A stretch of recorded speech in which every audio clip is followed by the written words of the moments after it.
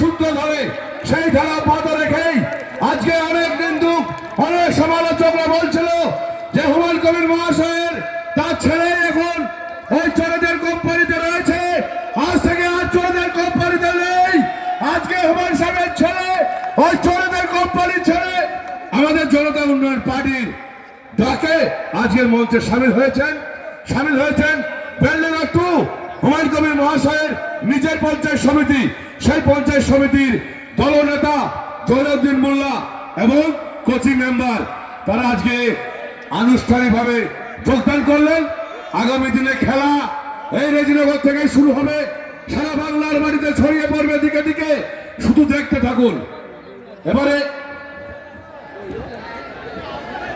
আবুল কালাম সুজা মন্ডল দক্ষিণ 24 পরগনা যুব সভাপতি, সুজা মন্ডলকে ডেকে নিচ্ছি।